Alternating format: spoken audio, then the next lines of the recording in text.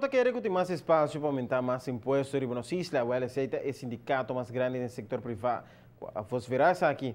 Federação Trabalhadora Urbano FTA tem insistido que o governo minister abre buque e mostra cifra prometo pedir para isso qual belasting que está. E acaba o sindicato expressado e está contra o aumento do BBO com 1%. Também está sentindo que o comércio não tem espaço agora para nenhum sorte de aumento de imposto devido à situação econômica de nosso país.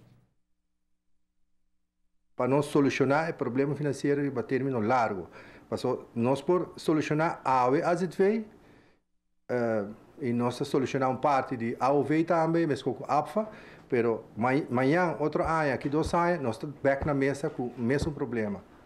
Mas ainda está visando o resultado de CFT 30 por mês?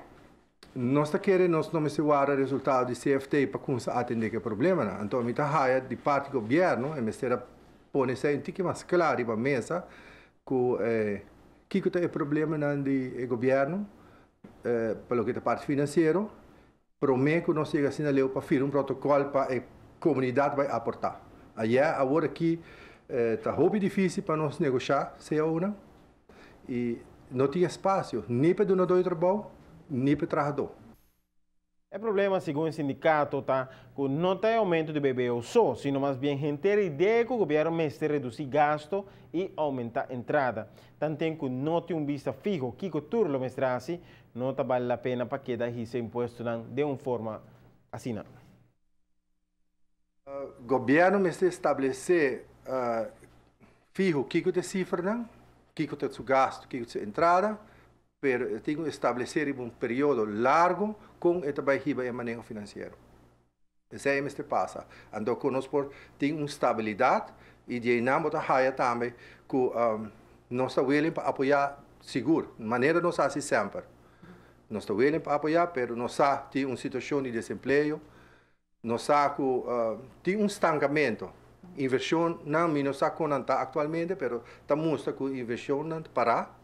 Que não sai problema de projeto não está tudo bem dor que a situação não está fácil e agora aqui me quer estar no juízo me está prevalecer arriba color político arriba a situação na cabeça de color contra outro se não todos partidos estão juntos e vamos ver se nós chegamos a consenso seguro que está na uma nos que vai que tem ponto na nós tudo para pé para agora nós evitar que a situação de pior, que nós está agora seguro para conta, em vez de vir pior, se nós podemos fazer inversão nova, que nós podemos estabilizar entre outras relações do trabalho, sindicato, etc. Nós temos trabalho para fazer, lá que nós vamos fazer não prometo, depois nós estamos pedir AZV.